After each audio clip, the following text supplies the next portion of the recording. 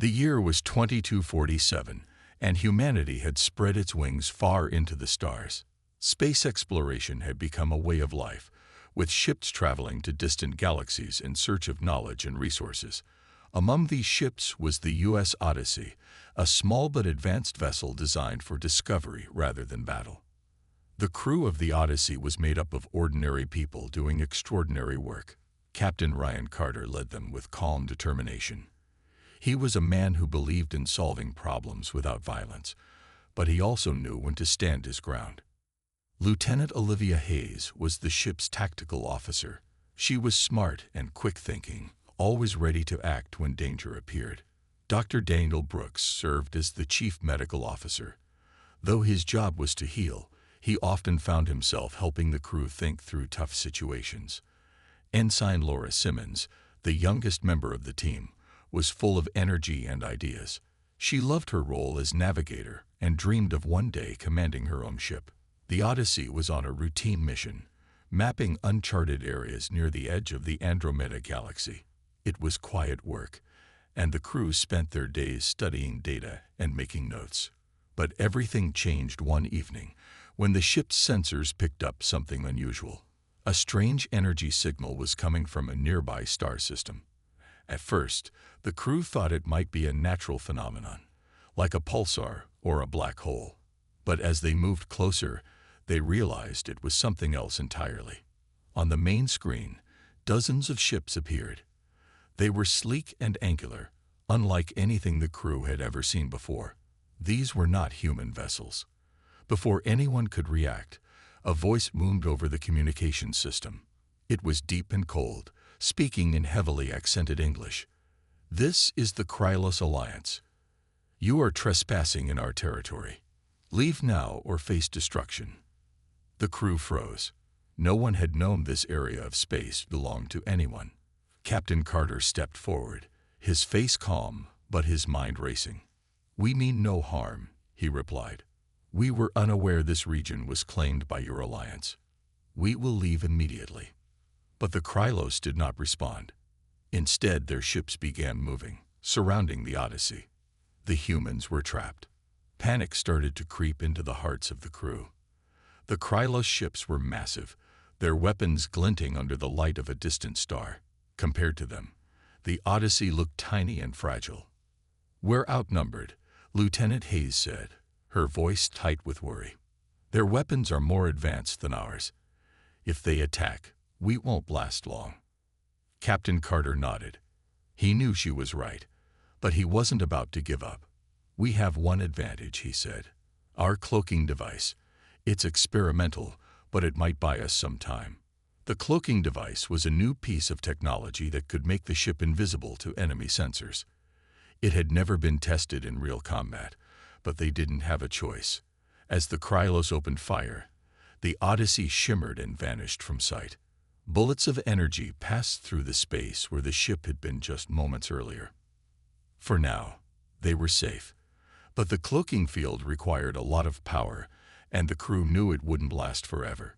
Captain Carter gathered his team in the command center. "We need a plan," he said. "Something clever. Something unexpected." Dr. Brooks spoke up. "If we stay hidden too long, the stress will wear down the crew. We can't keep running forever." Ensign Simmons added, "What if we use the probes? We could send out decoys to confuse them." Captain Carter smiled faintly. "That's a start," he said, "but we'll need more than confusion. We'll need courage." As the Odyssey drifted silently among the stars, the crew worked together, determined to survive. They didn't know what lay ahead, but they were ready to face it together. The Odyssey's cloaking device hummed softly as the ship remained invisible to the Krylos fleet. For now, they were safe, but everyone on board knew it wouldn't last. The enemy ships moved like predators, scanning the empty space where the Odyssey had been just moments before. Captain Ryan Carter stood on the bridge, his eyes fixed on the main screen. He could see the frustration growing among the Krylos commanders as they struggled to locate their prey. Lieutenant Olivia Hayes sat at her station, monitoring the energy levels of the cloaking field. "Captain," she said, her voice calm but urgent, We can't stay hidden forever. The cloaking system is draining our power faster than expected. If we keep this up, we'll lose life support within hours." Ryan nodded. He already knew the risks. The Odyssey wasn't built for prolonged stealth. It was a science vessel, not a warship. But they had no choice. Outnumbered and outgunned, their only hope was to outthink the Krylos. Ensign Simmons, he called out, turning to the young navigator. "What about those decoy probes?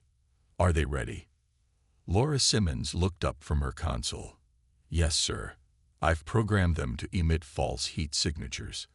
If we launch them, the Krylos might mistake them for our ship." "Do it," Ryan ordered. "And make sure they scatter in different directions. We need to buy ourselves some time." Within minutes, the Odyssey released several small probes into space. Each one emitted signals designed to mimic the Odyssey's engines. As predicted, the Krylos fleet took the bait. Their ships split apart, chasing after the decoys like hounds after a fox.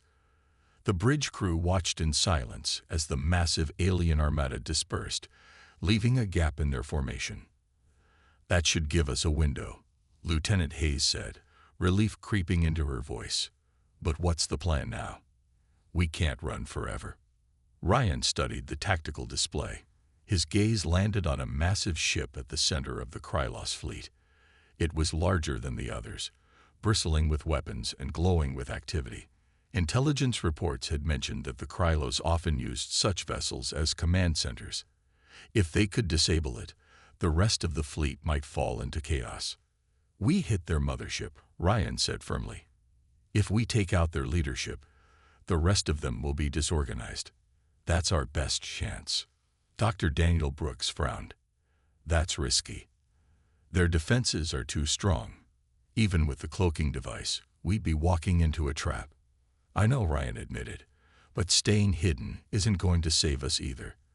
We have to try something bold, or we're finished." The crew exchanged uneasy glances. They all understood the stakes. The Krylos were ruthless, and if the Odyssey was caught, there would be no mercy. Still, they trusted their captain. He had led them through tough situations before, and they were willing to follow him again. "Let's do it," Laura said finally, breaking the silence. Her voice was steady despite the fear in her eyes. "If we're going down, we might as well go down fighting." Ryan gave her a small nod of appreciation. "Good. Everyone, prepare for a close approach. We'll use the confusion caused by the decoys to slip past their outer defenses and get inside the mothership. Once we're there, we'll figure out how to disable it." As the Odyssey moved cautiously toward the massive alien vessel, the tension on the bridge was palpable. The crew worked silently, each person focused on their task.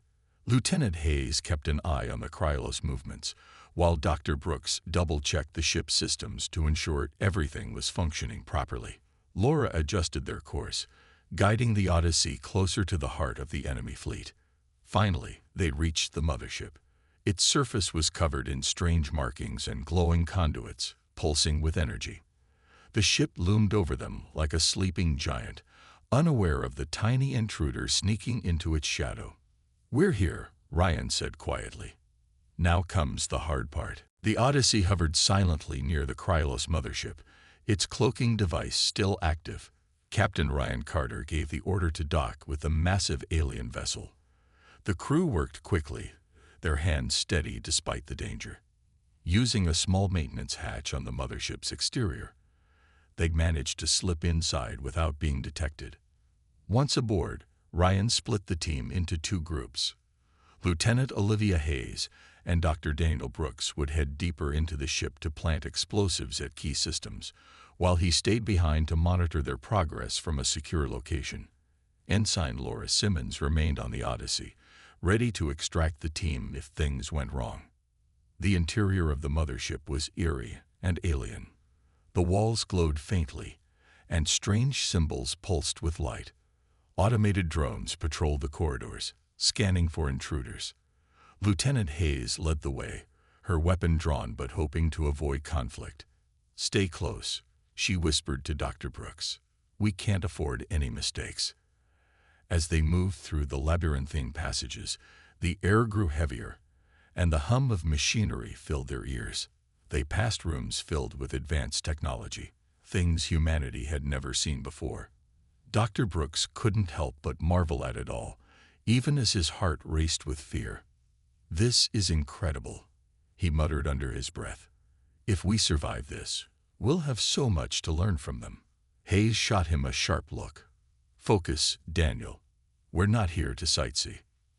They reached their first target, a power conduit that supplied energy to the mothership's weapon systems. Hayes set the explosive charge carefully, making sure it was hidden from view. "That should do it," she said, stepping back. "Let's move to the next one." But as they turned a corner, they were met with a group of Krylos soldiers. The aliens were tall and insect-like, their eyes glowing with an unnatural light. For a moment, no one moved. Then the Krylos raised their weapons, and chaos erupted. Hayes fired first, taking down one of the soldiers before diving behind a nearby console for cover. Dr. Brooks followed, clutching a handheld scanner like a shield. "What do we do now?" he asked, his voice trembling. "Stay calm," Hayes replied, peeking around the edge of the console to return fire. "We've trained for this. Just follow my lead." The firefight was intense but brief. The Krylos were strong, but Hayes and Brooks used the narrow corridors to their advantage, forcing the aliens to attack one at a time. When the last soldier fell, Hayes checked her weapon. "We're running low on ammo," she said grimly. "We need to finish this fast." They pressed on, reaching the second target, a control hub that managed the mothership's internal defenses. As Hayes planted another explosive, Dr. Brooks noticed something unusual. A terminal nearby displayed logs written in a language he didn't recognize, but the screen also showed images and maps. After a few moments of study, he realized what he was looking at. "Olivia," he said urgently, "you need to see this." Hayes glanced over her shoulder. "Not now, Daniel. We don't have time." "No, listen," he insisted. "These logs, they explain why the Krylos attacked us. It wasn't because of territory or resources. They planned this whole thing. This war. It's a test." Hayes froze. "A test? What are you talking about?" "They wanted to see how humanity would react," Brooks explained. "How we'd fight back. This entire invasion was staged to evaluate us." For a moment, Hayes didn't know what to say. The revelation made her blood boil, but there was no time to dwell on it. "We'll deal with that later," she said finally. "Right now, we need to get out of here." They finished setting the charges and began retracing their steps toward the docking bay. But the Krylos were already onto them. Alarms blared throughout the ship, and the sound of heavy footsteps echoed in the distance. "We're not going to make it," Brooks said, panic creeping into his voice. "Yes, we are," Hayes snapped. "Keep moving." When they finally reached the Odyssey, Captain Carter was waiting. His face was tense, but he relaxed slightly when he saw them. "Report," he said sharply. "We planted the charges," Hayes replied. "But there's something you need to know. The Krylos, they started this war on purpose. It was a test." Ryan's jaw tightened. He didn't respond immediately, his mind racing. Finally, he nodded. "We'll deal with that later. Right now, we need to survive." As the Odyssey detached from the mothership, Hayes triggered the explosives remotely. The resulting blast shook the alien vessel, disabling its engines and leaving it vulnerable. The crew watched as the once mighty mothership drifted helplessly in space. But their relief was short-lived. The rest of the Krylos fleet was closing in, their weapons charging for another attack. The Odyssey sped away from the crippled Krylos mothership, its engines roaring as the crew tried to put distance between themselves and the enemy fleet. But the Krylos were relentless. Dozens of ships turned their attention back to the small human vessel, their weapons glowing with deadly energy. Captain Ryan Carter gripped the armrests of his chair, his eyes locked on the main screen as red warning lights flashed across the bridge. "We're not going to outrun them. Lieutenant Olivia Hayes said, her voice tight with frustration. "They're too fast." Ryan nodded. He knew she was right.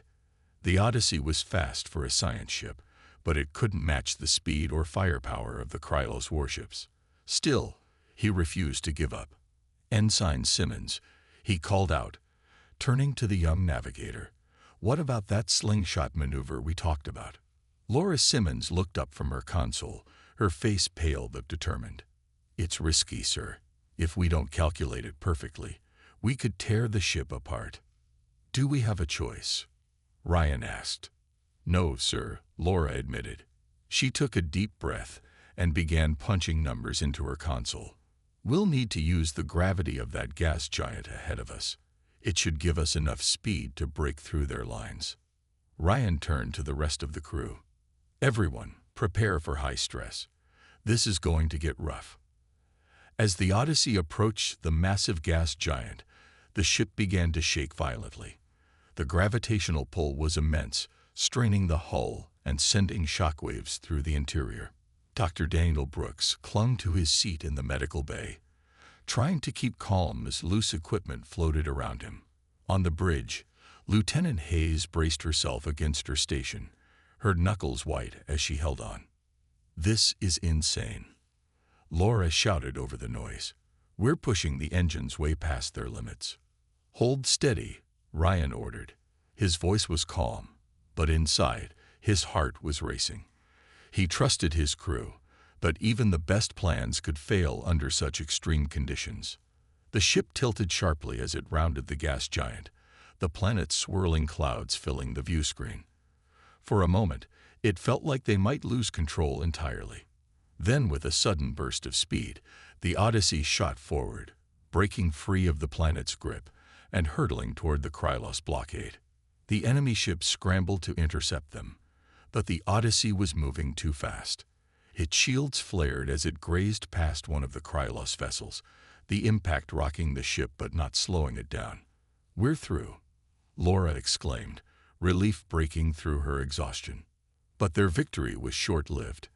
As they emerged on the other side of the blockade, alarms began blaring again. "Captain," Hayes said, her voice grim, "we've got major damage. The cloaking device is offline, and our hyperdrive is unstable. We can't jump to faster than light speed." Ryan clenched his jaw.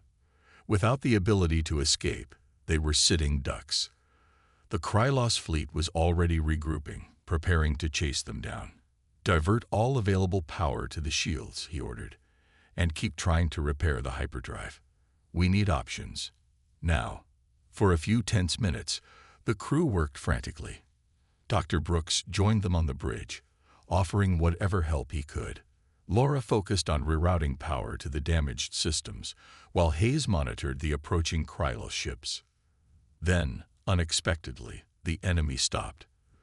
The Krylos fleet hung motionless in space, their weapons still trained on the Odyssey, but not firing.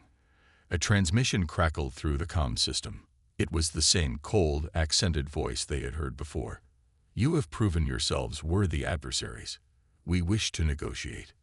The crew stared at each other in disbelief. After everything they had been through, the ambush, the sabotage, the desperate escape, the Krylos wanted to talk. Ryan hesitated, his mind racing. He didn't trust them, but they had no choice. If they refused, the Krylos would destroy them. "Put them on screen," he said finally. The face of a Krylos ambassador appeared, a tall, insect-like creature with glowing eyes and sharp features. "Your actions have demonstrated strength and ingenuity," the alien said. "We underestimated you. We offer peace and an alliance." Ryan leaned forward, his expression unreadable. "Why should we believe you? You attacked us without provocation." The ambassador hesitated, then replied, "Because there is a greater threat beyond Andromeda, one that endangers us all." Captain Ryan Carter stared at the Krylos ambassador on the screen, his mind racing. The alien's words hung in the air like a puzzle waiting to be solved. A greater threat beyond Andromeda. It sounded like a story too convenient to be true, but Ryan couldn't ignore the possibility. If there really was something out there, a danger bigger than the Krylos, it changed everything. "We need proof," Ryan said finally, his voice firm but calm. "You attacked us without warning. You lied about your reasons for starting this war. Why should we trust you now?" The ambassador tilted its head, as if considering his words. "Your skepticism is understandable," it replied. "But time is short. The threat I speak of does not wait for debates or negotiations. We offer you a chance to join forces, to protect not just your species, but all life in this galaxy." Lieutenant Olivia Hayes leaned closer to Ryan, speaking in a low voice so the Krylos couldn't hear. "Sir, this could be another trick. They've already proven they can't be trusted." Ryan nodded slightly. He agreed with her, but he also knew they didn't have many options. The Odyssey was damaged, stranded in enemy territory, and surrounded by a fleet that could crush them in seconds. "What do you want from us?" he asked the ambassador. "For now, only your willingness to listen," the alien replied. "We will provide evidence of the threat. But first, we ask that you come aboard our flagship. Face-to-face discussions are necessary to build trust." Ryan glanced at his crew. Laura Simmons looked nervous, her hands gripping the edge of her console. Dr. Daniel Brooks seemed deep in thought, his brow furrowed as he weighed the risks. Hayes met Ryan's gaze, her expression unreadable but steady. "All right," Ryan said after a moment. "We'll meet with you, but under one condition. My team stays together. No splitting us up." The ambassador paused, then nodded. "Agreed. We value honor in negotiation. You have our word." Ryan turned to his crew.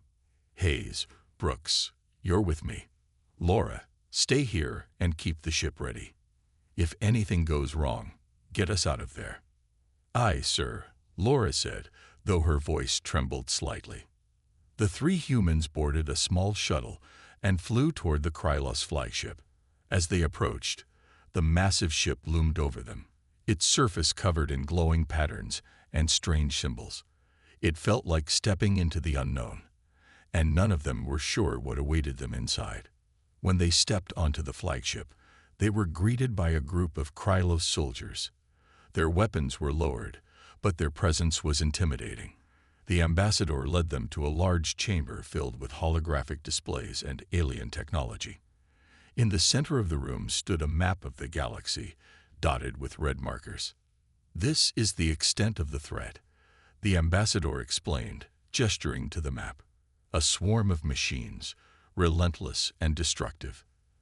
They consume planets, strip them of resources, and leave nothing behind. They are moving toward this galaxy, and when they arrive, no one will be safe, not even us." Ryan studied the map carefully. The red markers formed a trail of destruction across distant star systems. It looked real, but he still wasn't convinced. "Why didn't you tell us this before?" he asked. "Why attack us instead of warning us?" The ambassador hesitated. "We miscalculated. We believed humanity was weaker, less advanced. We intended to test your strength before deciding whether you were worth allying with. Your actions today proved us wrong." Hayes stepped forward, her tone sharp. "So you admit it. This whole war was a test. You risked innocent lives for some twisted experiment." The ambassador lowered its head. "It was a mistake, one we wish to correct. Will you stand with us against the true enemy?" Ryan exchanged a glance with his team. They had been through so much, betrayed, attacked, and nearly destroyed. But if the Krylos were telling the truth, refusing to work with them might doom everyone. "Give us time to think," Ryan said. "We'll give you our answers soon." As they returned to the shuttle, Hayes spoke up. "Do you believe them?" "Sir, I don't know," Ryan admitted. "But sometimes the hardest choices are the ones that matter most." Back on the Odyssey, Captain Ryan Carter gathered his crew in the command center. The air was tense as they discussed what to do next. Lieutenant Olivia Hayes paced back and forth, her arms crossed tightly over her chest. "We can't trust them," she said firmly. "They've already lied to us once. How do we know this isn't another trick? Dr. Daniel Brooks sat quietly at the edge of the room, studying the data the Krylos had provided. The evidence seems solid, he said after a moment. Those red markers on the map, they match reports we've heard about from other species. A swarm of machines wiping out planets. It's not impossible. But it's convenient, Hayes shot back. They attack us, nearly destroy us, and now they want us to team up. Something doesn't add up. Ryan listened carefully, weighing both sides. He understood Hayes' skepticism. She had every reason to distrust the Krylos after everything they'd been through. But Brooks made a good point too. If the threat was real, ignoring it could mean disaster for humanity. What about you, Laura? Ryan asked, turning to Ensign Simmons. She had been quiet during the discussion, her eyes glued to the holographic display of the galaxy. I think we should consider it, she said hesitantly. Not because I trust them, but because, well, what if they're telling the truth? What if there really is something out there that could destroy us all? We can't just turn our backs on that. Ryan nodded slowly. That's what I'm thinking too. Whether or not the Krylos are being honest, we have to act like the threat is real. If we don't, we're gambling with billions of lives. Hayes sighed. Frustration etched on her face. I get it, sir. But how do we know they won't betray us again once we agree? We don't, Ryan admitted. But we'll make sure we're prepared. We keep the Odyssey ready to fight or run at a moment's notice. And we stay sharp. No matter what happens, we protect ourselves and Earth. After a long pause, Hayes finally nodded. All right, let's do it. But if they try anything, we hit them hard. With the decision made, Ryan contacted the Krylos flagship. We'll work with you, he said, his voice steady. But understand this. If you cross us again, there will be consequences. The ambassador inclined its head. You have my word. Together, we will face the greater threat. Over the next few hours, the two groups began planning their next steps. The Krylos shared more information about the machine swarm, including details about its movements and capabilities. According to their calculations, the swarm would reach the galaxy's edge within months. Time was running out. As the discussions continued, Ryan noticed something strange. The Krylos seemed genuinely worried, not just about themselves, but about the survival of other species.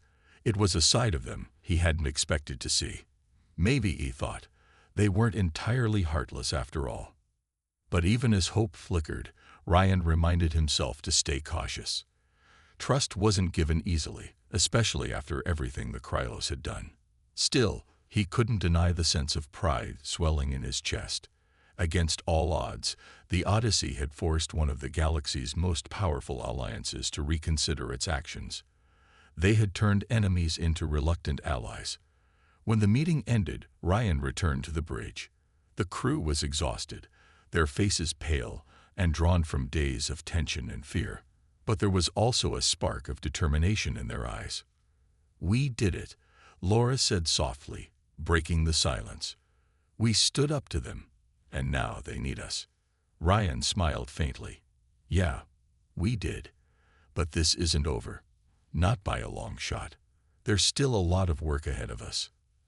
As the Odyssey drifted among the stars, surrounded by the Krylos fleet, Ryan gazed out at the vast expanse of space. For the first time in days, he allowed himself a moment of quiet reflection. Humanity had taken its first step into a larger universe, a dangerous, unpredictable place filled with challenges and mysteries. But they weren't alone anymore. Whatever came next, they would face it together. The Odyssey's journey back to Earth was long and quiet, but the silence on board wasn't one of peace. It was heavy with thought, each member of the crew reflecting on what had happened and what lay ahead. Captain Ryan Carter spent most of his time in the command center, staring at the stars as the ship drifted through the endless void. He knew the mission wasn't over. Convincing Earth's leaders to trust the Krylos would be just as hard, if not harder, than surviving their attack. When they finally reached Earth, the welcome was bittersweet. News of the Krylos aggression had spread quickly, and humanity was angry. Protesters gathered outside spaceports, holding signs that read "No deals with enemies" and "Protect our galaxy." But Ryan and his crew were ready. They had seen the evidence, heard the Krylos warnings, and lived through the consequences of underestimating them. Now it was time to share the truth. Ryan stood before a council of Earth's top leaders, explaining everything: the ambush, the sabotage of the mothership, the revelation about the machine swarm, and the Krylos' offer of alliance. At first, the room erupted in arguments. Some leaders refused to believe the Krylos could change.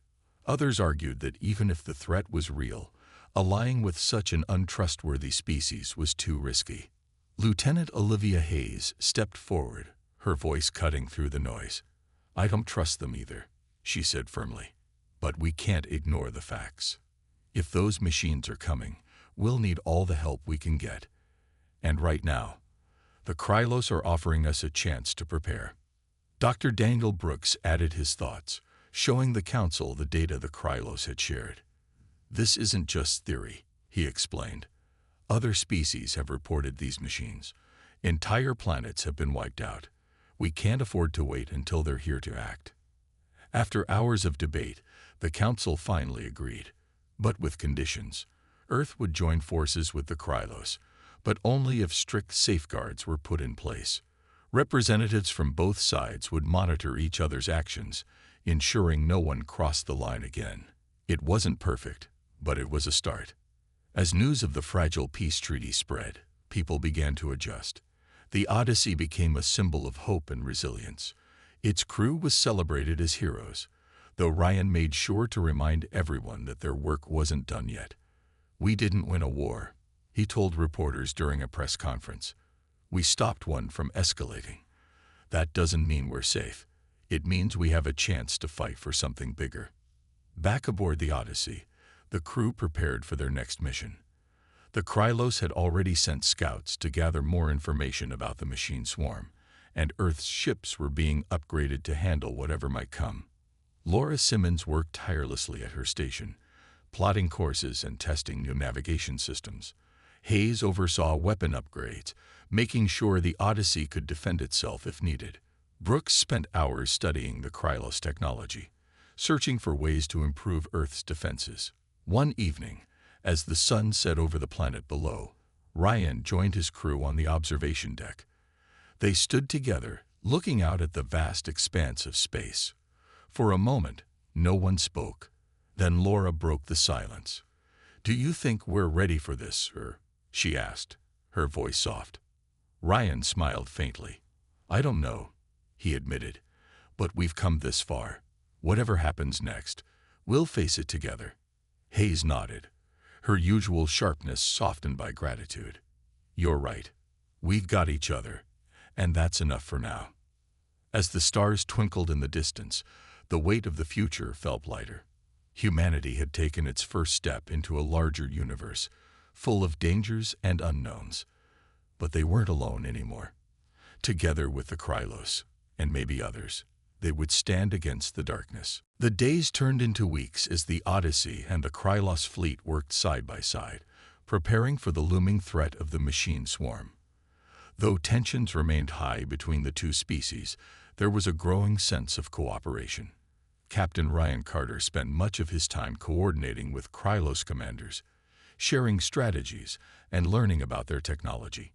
It wasn't easy. Misunderstandings often arose, but both sides were determined to make it work.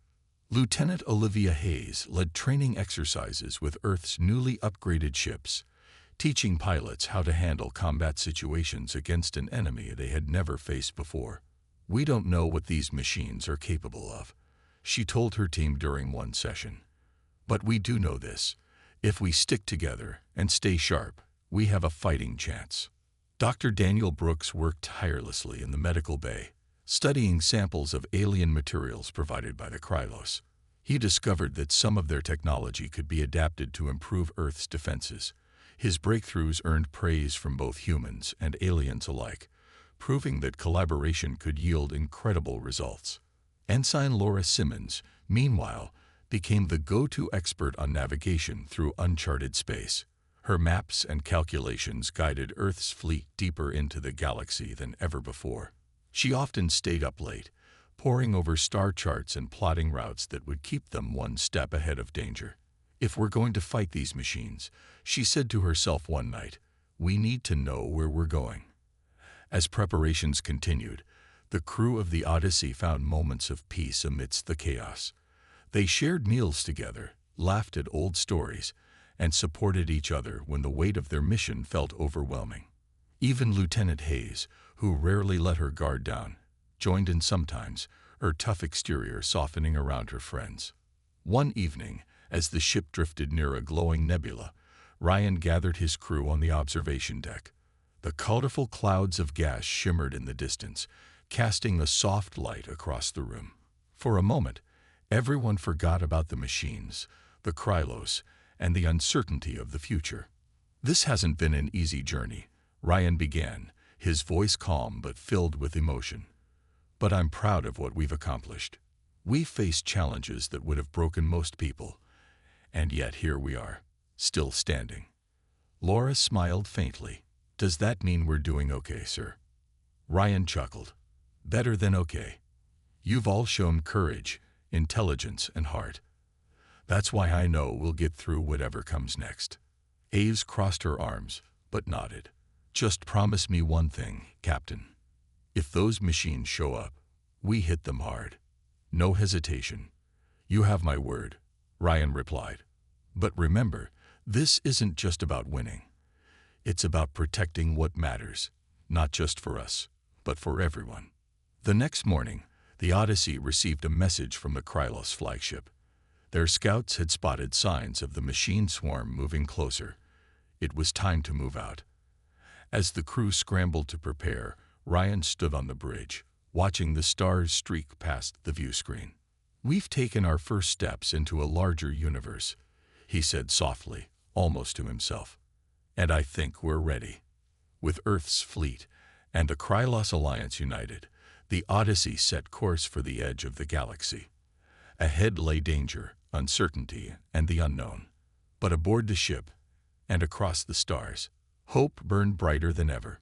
Humanity had proven itself stronger than anyone expected, and no matter what came next, they would face it together.